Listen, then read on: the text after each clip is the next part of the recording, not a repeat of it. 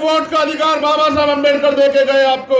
किस वोट से इस देश में आपका राज आएगा, और इस उम्मीद के साथ चले गए कि आने वाली पीढ़ियां समझेगी। दिल्ली में आपके हिस्से में क्या है एमसीडी में, जरा दिल्ली के लोग हाथ उठा के बताना मुझे। बड़े हमारे बहुजन मीडिया के लोगों से भी धन्यवाद कहता हूं, झूठ मत दिखाया करो यार।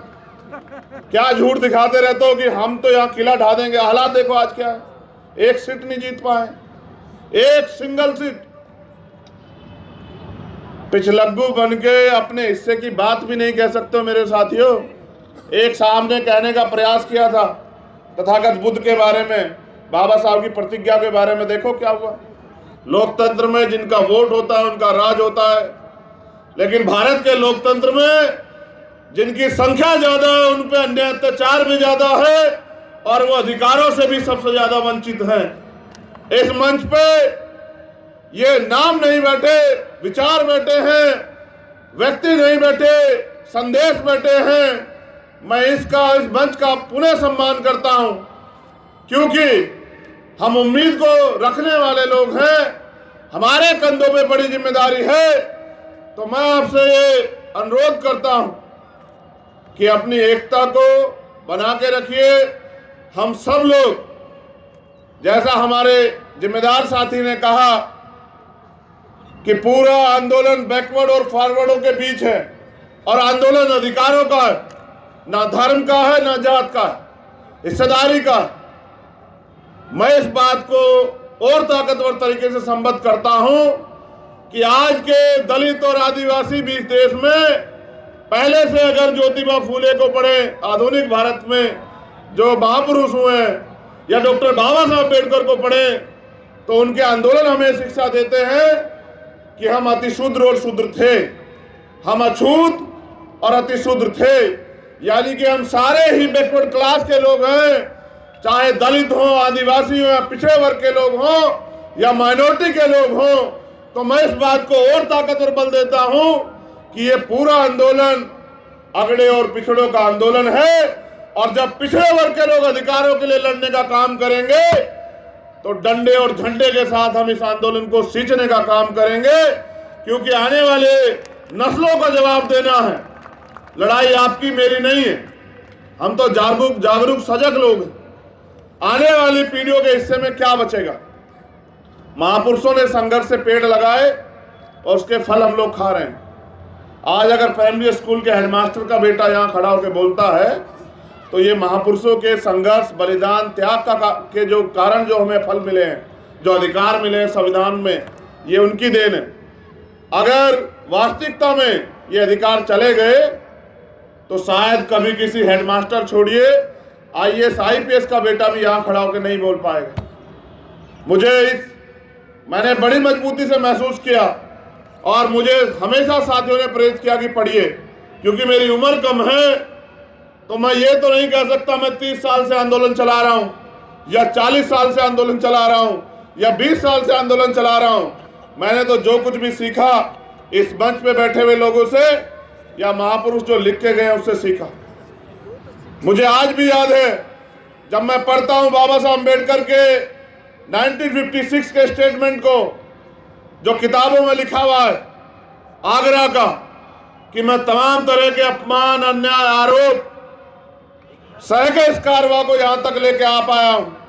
अगर आप इसको आगे नहीं बढ़ा सकते तो इसको पीछे मत जाने देना मेरे बच्चों, यही मेरा आपको संदेश है।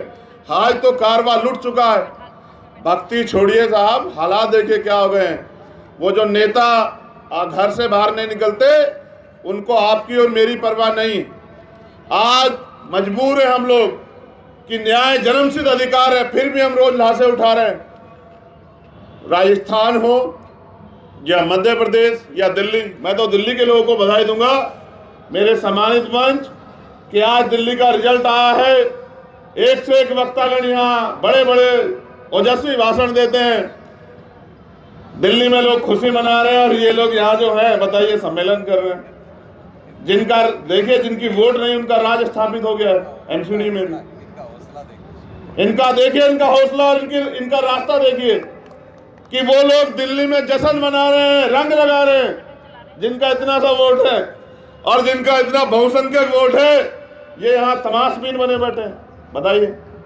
अब कह रहे हैं वोट हमारा राज तुम्हारा, सारे नेता यही कहते हैं, बताइए, कोई कमी छोड़ता ही नहीं है। मगर ये बताओ दिल्ली में आपके हिस्से में क्या है एमसीडी में, जरा दिल्ली के लोगों हाथ उठा के बताना मुझे।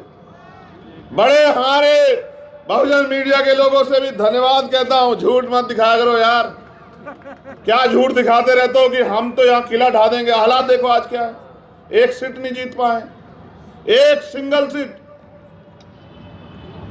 पिछलग्गू बन के अपने हिस्से की बात भी नहीं कह सकते हो मेरे साथियों। एक सामने कहने का प्रयास किया था तथागत बुद्ध के बारे में, बाबा साहब की प्रतिज्ञा के बारे में, देखो क्या हुआ। ये हालात है, सच यही है। उनके तलवे चाट के, उनकी पूंछ बन के हम ओरिजिनल बात भी नहीं कर सकते हैं। अपने हक की बात तो छोड़िए जो महापुरुष कह के चले गए हैं। इसलिए कह रहा हूं दिल्ली के लोग बधाई के पात्र हैं। इतनी बड़ी आबादी और फिर भी बैठना जूतों में ही है, तो मैं क्या कर सकता हूं भाई बताओ, जब आप लोग सुधरना नहीं चाहते। मैं तो प्रयास कर रहा हूं और मेरे साथ हजारों साथी प्रयास कर रहे हैं दिल्ली में भी कि हमारे लोग जागें, लेकिन आप आदत छोड़ने को तैयार नहीं है। तो कोई बात नहीं, हम फिर जगाएंगे, फिर आपके बीच में जाएंगे, फिर समझाने का काम करेंगे। क्योंकि अगर इस काम को हम पढ़े लिखे लोग नहीं करेंगे तो किन से उम्मीद करें, वो लोग जो सुबह उठ के काम पे निकल जाते हैं। ये तो पूरा समाज आर्थिक रूप से कमजोर है। थोड़ा बहुत अगर आरक्षण से जो नौकरी मिली उसके कारण बन पाए। इसलिए जो पढ़े लिखे सजग लोग हैं उनकी जिम्मेदारी बनती है कि अपनी जिम्मेदारी को समझें। जैसे बहुजन मीडिया ने अपनी जिम्मेदारी को समझा, बहुजन नेता भी अपनी जिम्मेदारी समझे। अपनी रोजी रोटी, अपनी तैयार की गई संपत्ति, अपने परिवार की चिंता छोड़कर समाज की चिंता करें। क्योंकि अगर हम इनकी चिंता करते हैं और इनकी चिंता करने वाला नेता कभी समाज का भला नहीं कर सकता, मैं आपको गारंटी देता हूं। आप मेरी बात को याद रखना, जो परिवार की और अपनी संपत्ति की परवाह करेगा। मेरे ऊपर कितने आरोप लगा लो, कितनी बुराई कर लो, कितने ही जो है तमाम तरह की मुसीबतें खड़े कर दो, लेकिन पूछो आने वाली पीढ़ी आपसे भी पूछेंगी। आप जहां भी हैं, जिस दल में भी हैं, वहीं बैठ के दूसरे लोगों से सीख लेके अपने समाज के बारे में सोचो। ऐ मेरे बहुजन समाज के लोगों, कारवां लूट चुका है। ईवीएम पे रोते रहो, आरक्षण पे रोते रहो, किसी और चीज पर रोते रहो। एक वोट का अधिकार बाबा साहब अम्बेडकर देके गए आपको। किस वोट से इस देश में आपका राज आएगा, और इस उम्मीद के साथ चले गए कि आने वाली पीढ़ियां समझेगी। कहां 10 डॉक्टर, 10 इंजीनियर, 10 वकील जिस समाज में तैयार हो जाएंगे, उनको कोई नहीं रोक सकता। बताओ रुके नहीं रुके। आज लाखों डॉक्टर, लाखों इंजीनियर, लाखों वकील हैं, मगर बताओ न्याय मिल रहा है नहीं मिल रहा है। मेरे काबिल साथी यहाँ बैठे हैं, कह रहे थे ईडब्ल्यूएस पे फैसला आएगा हमारे पक्ष में, और एक दो काबिल और बैठे वो हंस भी रहे थे, कहे कि ये गुमराह कर रहे हैं, कोई फैसला नहीं आया। अगर वाकई में नहीं आया, क्लोजन सिस्टम भी इसमें है, लेकिन उनको चैलेंज कहां से करोगे, उसकी ताकत बता दो कहां है। बस इस देश में सड़कों से नारे लगते हैं और कानून सदनों से बनते हैं। आप इससे बड़ा सम्मेलन करो, जिनको कुछ देना नहीं वो नहीं देंगे, लेकिन अगर आप अपनी ताकत बना लोगे और कानून बनाने की हैसियत में चले जाओगे, फिर आपके लोगों के आधे से फैले नहीं रहेंगे। तो मैं मेरे सोए हुए बहुजन समाज के लोगों, चाहे कितनी भी निंदा करो, कितना भी विरोध करो, लेकिन हालात देखो कि आज हालात क्या है। और मेरा पूरा भरोसा है कि बाबा साहब अम्बेडकर ने एक बात कही थी कि 21वीं सदी हमारी है, ये 21वीं सदी चल रही है। हम रहे ना रहें, आप उम्मीद रखो, जो इधर बैठे हैं वो भी और जो इधर बैठे हैं वो भी, ये देश भी सलामत रहेगा, हमारा राज भी आएगा और महापुरुषों का सपना पूरा। क्योंकि बाबा साहब अम्बेडकर झूठे नहीं हो सकते, उनकी औलादे झूठी हो सकती है, नालायक औलादे। सच्चे औलादे भी झूठी नहीं है और बाबा साहब अम्बेडकर भी झूठे नहीं। अगर ज्यादा लोग नहीं कर रहे हैं, कुछ तो कर रहे हैं, और जो दांव में लगा के कर रहे हैं उनका बहुत बहुत धन्यवाद। पुनः आयोगों का धन्यवाद, इस उम्मीद के साथ कि सजग रहिए, जिम्मेदार बनिए, अपनी जिम्मेदारी को समझिए। जो महापुरुषों के आंदोलन से आपको मिला है, उसके बाद आपकी जिम्मेदारी बनती है कि समाज की जिम्मेदारी भी आपकी है। पुनः फिर मुलाकात होगी। जय भीम, जय भारत, जय मंडल, जय संविधान, जय जोहार, नीला सलाम।